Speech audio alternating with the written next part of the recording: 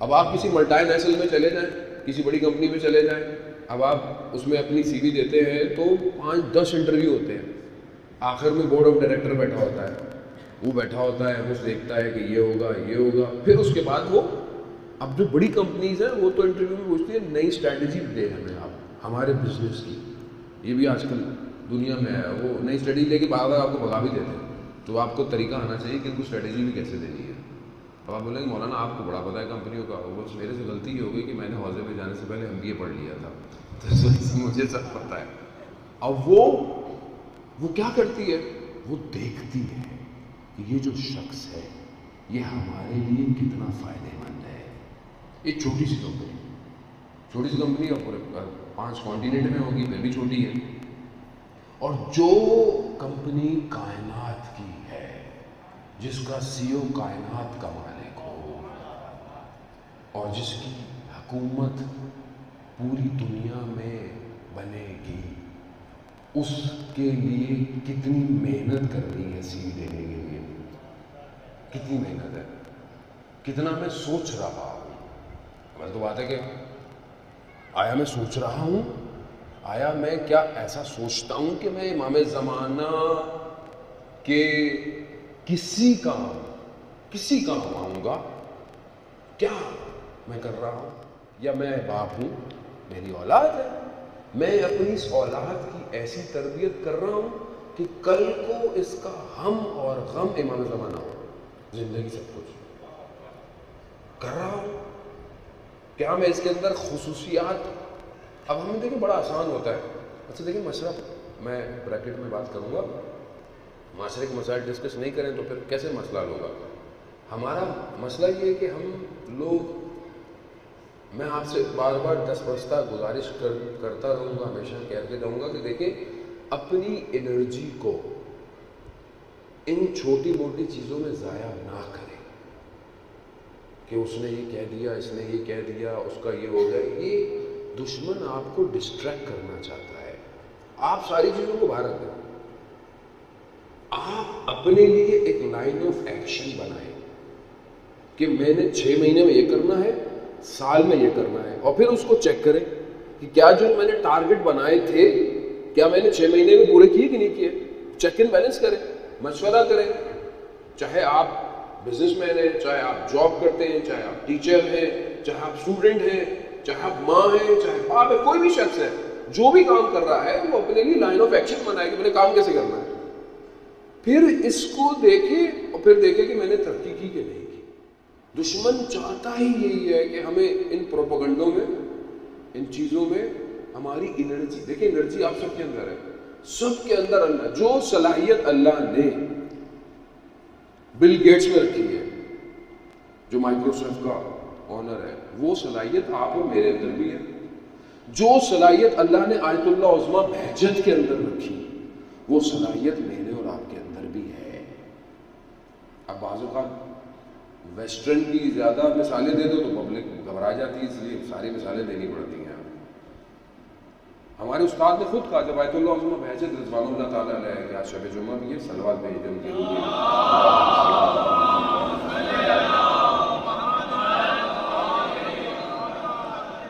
جب ان کا انتقال ہوا تو ہمارے استاد نے ہمیں یہ کہا کہ آیت اللہ عظمیٰ بہجت کے انتقال کے بعد دروازہ بند نہیں ہوا اس راستے کا، وہ جس مقام پہ تھے، کہا دروازہ کھلا ہوا ہے، تم اپنے اندر صلاحیت پیدا کرو اس چیز کی۔ بات یہ ہے کہ میں پہلے یہ تو دیکھوں کہ میں نے کرنا کیا ہے زندگی میں، میں اپنی اولاد کو لگاؤں۔ ہم بڑے آرام سے کہہ دیتے ہیں جی وہ یہودی یہ کر رہے ہیں، فلانا یہ کر رہے ہیں، وہ اپنے بچوں کو یوں کرتے ہیں۔ اب یہ جو جتنے بھی یہ بڑے بڑے خود ٹیکنالوجی کے ہیڈ ہیں، انہوں نے اپنے بچوں کو بغیر ٹیکنالوجی کے بڑا کیا ہے، جتنے بھی ہیں ان کے گھروں میں یہ جو ٹیکنالوجی انہوں نے ہمارے لیے بنائی ہے خود نہیں استعمال کرتے، کیونکہ انہیں پتہ ہے کہ اگر صحیح استعمال نہ ہو تو اس کے نقصان ہوتے ہیں۔ میرے بیٹے نے خود مجھے کہا کہ مجھے فلانا گیم چاہیے، فلانا گیم چاہیے، فلانا، میں نے اس سے ایک ہی بات کی، میں نے کہا تم بڑے ہو کر گیم کھیلنے والے بننا چاہتے ہو یا گیم بنانے والے؟ کہا گیم بنانے والے، تو میں نے کہا گیم کھیلنا چھوڑ دو، پڑھائی کرو، تم لیڈ کرو، نہ تمہیں کوئی لیڈ کرے. یہ آپ بھی اس بچے کو آپ ایک بچے میں محنت نہیں کر سکتے. آپ سمجھ لیں آپ کی زندگی کا پروجیکٹ یہ بچہ ہے بس. آپ کمپنی آپ کو پروجیکٹ دیتی ہے یہ فلانی چیز لانچ کرنی, کتنی محنت کرتے ہیں, کتنی میٹنگیں ہوتی ہیں. مثلا ایک جوس کا پیکٹ لانچ کرنا ہے, اتنی محنت کرتے ہیں. اور یہ پروڈکٹ ہے امام زمانہ کی, اس میں محنت کریں,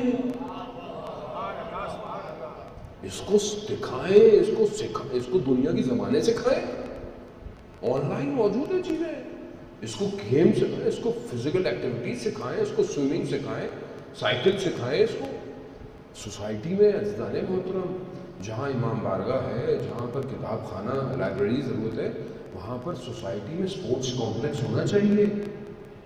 آپ امام زمانہ جب آئیں گے ہمیں دوڑنا پڑے گا, ہم تیار ہیں دوڑنے کے لیے. اب وہ تو وقت بتائے گا کہ ہم امام کی طرف دوڑیں گے یا امام کے مخالف دوڑیں گے. صلوات بھیجتے محمد والے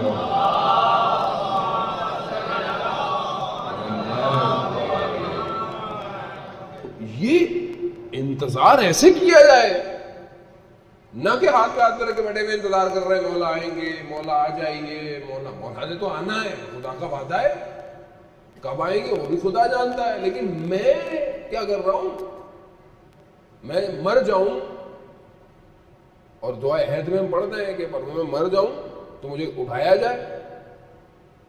لیکن کس کو اٹھایا جائے گا؟ وہ جو واقعہ اس طرح زندہ رہ رہا ہوگا. خود امام خمینی کہتے ہیں کہ 40 دن دعائے عہد پڑھے. علماء کرام بھائی 40 دن جو دعائے عہد پڑھتا ہے اسے قبر سے اٹھایا جائے گا. پڑھیں, لیکن جب آپ دعائے عہد پڑھیں گے تو پھر زندگی میں بھی تو عہد ہو, پھر زندگی بھی ویسے ہی گزر رہی ہو جیسے امام چاہتے ہیں. بڑے بڑے لوگ جو اس ٹائم عزیزان محترم جو دنیا میں کام کر رہے ہیں, کامیاب ہیں, ان کی ایک خصوصیت میں آپ کی خدمت میں بیان کر رہا ہوں, ایک خصوصیت. اور وہ خصوصیت کیا ہے؟ وہ یہ کہتے ہیں کہ ہم اس طرح زندہ ہیں اور وہ کام کر رہے ہیں جو ظہور میں کام کرنے چاہیے. یعنی کیا؟ یعنی وہ یہ نہیں دیکھ رہے کہ ظہور ہوگا تو کریں گے, نہیں, وہ اپنے آپ کو ظہور میں دیکھ رہے ہیں, ایسے کام کر رہے ہیں.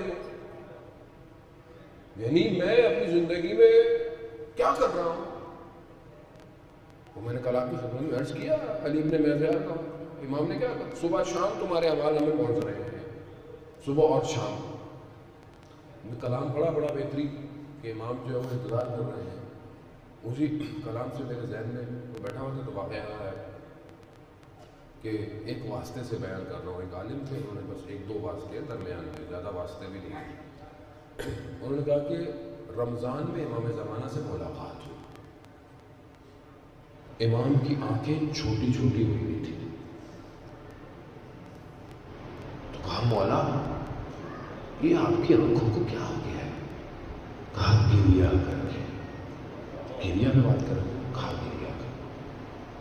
کہا مولا کس چیز کو گریا؟ کہا مجھے دوسروں سے تو امید نہیں ہے زیادہ, مجھے تو ان سے امید ہے جو اللہم اجل کی دعائیں کرتے ہیں, مجھے تو ان سے امید ہے. لیکن جب ان کے اعمال مجھ تک پہنچتے ہیں تو میں گریا کرتا. عزیزان محترم, یعنی میں چھوٹا سا طالب علم, میں نے اپنی زندگی میں حد طور امکان کوشش کی ہے, باقی اللہ بہتر جانتا ہے دلوں کے حال کو بھی, اور اللہ ہی مدد کرتا ہے, کہ میں کوئی ایسا کام نہ کروں کہ جس سے میں امام کو خوش نہیں کر سکتا, اگر تو کم از کم امام کو رلاؤں نہیں. میں کوئی بھی انسان ہوں, میں کوئی فرشتہ تو نہیں ہوں, میرے سے بھی غلطی ہوتی ہے. مجھ سے جب بھی کوئی غلطی ہوتی ہے عزیزان محترم, میں اپنی غلطی پہ شکر ہے اس کا کہ میں شرمندہ ہوتا ہوں, کیونکہ وہ اس کا کرم ہے کہ میں شرمندہ ہوتا ہوں. لیکن اور جس کے ساتھ اگر کوئی غلطی ہو جائے تو میں اس سے بھی معافی مانگتا ہوں. لیکن جو مجھے سب سے زیادہ شرمندگی ہوتی ہے وہ اپنے واقعی ایمان سے ہوتی ہے کہ میرا مولا مجھے دیکھ رہا ہے اور مجھے کہتا ہوگا یہ میرا ماننے والا ہے. اللہ اکبر. اس ذہن محترم واقعہ میں پہلے کئی دفعہ پڑھ چکا ہوں. انشاءاللہ آپ لوگ جو حاضرین ہیں انہوں نے نہ سنا ہو، آیت اللہ حسن زادہ عاملی جو بہت بڑے عالم دین ہیں، مریض ہیں، خدا ان کو شفا کاملہ اور عاجلہ عطا فرمائے. وہ گرمیوں میں قم سے باہر چلے جاتے تھے سرد علاقوں میں تاکہ درس جاری رہے. تو ان کی داماد نے یا بیٹے نے واقعے کو بیان کیا کہ وہ وہاں پہ تھے تو بچے شور کر رہے تھے گھر کے. بچوں نے شور کیا تو انہوں نے بچوں کو ڈانٹا.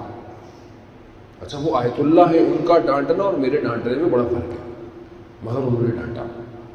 جب انہوں نے ڈانٹا تو انہیں احساس ہوا کہ یہ کام صحیح نہیں. وہاں سے بس پکڑی اور تبریز پہنچے جہاں ان کے استاد رہتے تھے، آیت اللہ حسن الہی طباطبائی جو علامہ طباطبائی کے بھائی ہیں. جیسے ہی انہوں نے دروازہ کھولا اندر آئے، انہوں نے خود کہا کہ رات کو میرے خواب میں استاد آئے تھے. کون استاد؟ آیت اللہ قاضی طباطبائی جو نجف میں دفن ہے. کہا استاد نے کہا کہ حسن زادہ سے کہنا کیا اس طرح امام زمانہ کا انتظار کر رہا ہے. بچے کو ڈانٹا تھا. خالی ہم کیا کرتے ہیں، ہمارا اخلاق کیسا ہے گھر میں، بچے سے، بیوی سے، ماں باپ سے.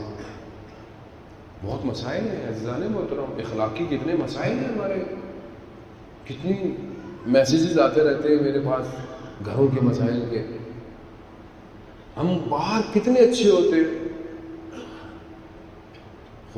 منتظر ایسے تھوڑی بنے گا کہ آپ مسجد میں آ جائیں بڑے اچھے ہیں، روڈ پہ ملے بھی السلام علیکم السلام علیکم کیسے ہیں جی، بڑی بات ہے جی، نماز میں آ رہے ہیں، تسبیحات میں ہے. منتظر صرف یہی تھوڑی ہے، منتظر گھر میں بھی منتظر ہے. اب گھر میں جاؤں اور میں ہر کلام پہ تلخ کلام ہو جاؤں، اپنی زوجہ یا اپنے والدین کی عزت نہ کروں، یا اپنے ہمسائے یا گلی کسی بھی جگہ پر میرا اخلاق صحیح نہ ہو.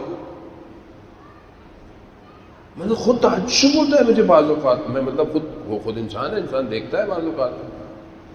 جانے میں تو میں نے ایسی جگہوں پر کہ جہاں ہو سکتا تھا میں نے امام کو یاد کیا.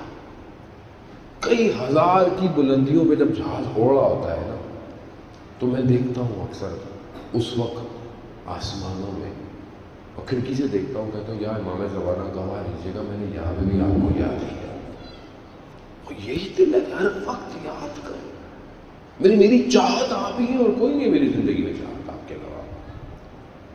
لیکن میں یہ سب کروں اور میں گھر میں جاؤں اور کھانے میں نمک کم ہو اور میں اڑا کے بھائی کیا کھانا بنایا. یہ منتظر ہے. ایک عالم دین کا انتقال ہوا اور ان کی زوجہ نے کہا کہ ان کے منہ میں ذائقہ ہی نہیں تھا، جو بھی کھلاؤ چلاوا کچھ بھی کھا لیتے تھے. تو دوسرے عالم دین نے کہا نہیں ایسا نہیں ہے، ذائقہ تھا، آپ کے دل کا خیال رکھتے تھے. کیوں؟ پیکر ہے اخلاق. یہ جو بہت مشہور کتاب معراج السعادہ، اردو میں بھی یقیناً اس کا ترجمہ ہوا ہے، یہ بڑی اخلاق کی کتاب ہے. ان کی جو ملا حسین ناراکی، ان کی جو والد تھے انہوں نے کتاب لکھی تھی ایک، اور اس کا نام بھی ایسی تھا، سعادہ میرے ذہن میں نہیں آ رہا. انہوں نے وہ کتاب عربی میں لکھی اور وہ کتاب حوزے کے نجف کے حوزے میں بھی گئی، لوگوں نے پڑھی. بہت اچھی کتاب، اخلاق کی کتاب، اخلاق کیسے ہونا چاہیے. جب یہ زیارتوں پہ گئے عتبات عالیہ نجف کربلا، تو جب وہاں پہنچے تو وہاں علماء کو پتہ چلا کہ یہ آئے ہوئے ہیں. تو لوگ ملنے آئے کہ ایک تو عالم دین تھے، پھر اتنی اچھی کتاب تھی وہاں پہنچی ہوئی تھی، تو لوگ ملنے آئے. اگر کوئی نہیں ملنے آیا تو ایک عالم ملنے نہیں آیا. وہ کون ہے؟ وہ سید مہدی بحر العلوم. اللہ اکبر. میری تو عجیب سی حالت ہو جاتی جب میں ان کا نام لیتا ہوں، کیونکہ امام زمانہ سے یہ شخص اتنا جڑا ہوا تھا. اب انہوں نے کہا کہ میں ملنے چلتا ہوں، تو ان کے اطراف میں بولے آپ آئے ہوئے ہیں، آپ سے ملنے آنا چاہیے تھا جیسے ہمارے یہاں ہوتا ہے. تو ان کا نہیں کوئی مسئلہ نہیں، وہ مصروف ہوں گے، میں چلتا ہوں. یہ گئے وہ درس دے رہے تھے، یہ بیٹھ گئے باہر درس کو رہے. انہوں نے درس دیا اور ثناء و علام کیا، جیسے توجہ ہی نہیں دی کہ کوئی شخص ہے چلے. پھر ہوا، پھر کچھ دن گزرے تو انہوں نے کہا کہ پھر چلتے ہیں ایک دفعہ. تو اطراف میں انہوں نے کہا، جیسے ہمارے بھی ہوتے ہیں نا لوگ، مولانا کو کیا کر رہے ہیں مولانا، آپ کیا ہو رہے ہیں، آپ کا پروٹوکول ہے، آپ کدھر چکرم. زمانے میں لوگوں نے بولا بھائی وہ آپ سے بات نہیں کرنے کا تھا. نہیں. پھر گئے، پھر ایسے ہی ہوا، وہ بات ہی نہیں تھی. یہ کربلا گئے زیارتیں کرتے واپس. اب جب ان کے واپسی کا ٹائم ہوا، جب واپس آئے تو انہوں نے کہا کہ میں ایک اور دفعہ چلتا ہوں. وہ 2 دفعہ گئے، انہوں نے صحیح طرح بات کی کہ ہاں پھر جا رہے ہیں. کہتا کوئی نہیں میں. اب جب یہ خبر سید کو پتہ چلی کہ یہ ملنے آ رہے ہیں، سید ننگے پاؤں دوڑتے ہوئے گلی کے کونے تک گئے اور لے کر آئے. تو انہوں نے پوچھا کہ میں پہلے بھی آیا 2 دفعہ، آپ نے توجہ نہیں کی. اللہ اکبر. کہتے ہیں میں یہ دیکھنا چاہتا تھا کہ جو اخلاق کی کتاب آپ نے لکھی ہے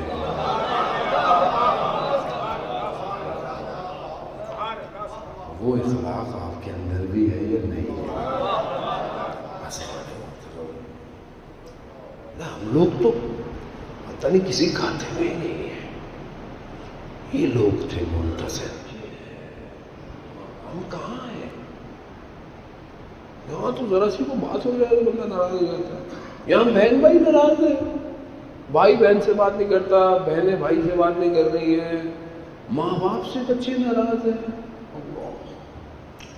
ذرا سی کوئی بات ہو گئی میاں بیوی میں، کیا باتیں ہیں، باتیں ہیں ہی نہیں جس پہ ہم لوگ ناراض ہوتے ہیں. ٹھیک ہے اپ اینڈ ڈاؤن ہر چیز ہوتی ہے، یہ کوئی باتیں ہیں جس سے لوگ گھر تباہ کر رہے ہیں اپنے. کیوں؟ وجہ کیا ہے؟ وجہ یہ ہے کہ ہدف مشخص نہیں ہے. زندگی کا مقصد کیا ہے؟ زندگی کا مقصد جب بڑا ہوتا ہے تو چھوٹی موٹی چیزیں اگنور کر دیتا ہے. عزادارو کس بات میں تم کم ہو، عزادارو کس بات میں تم کم ہو.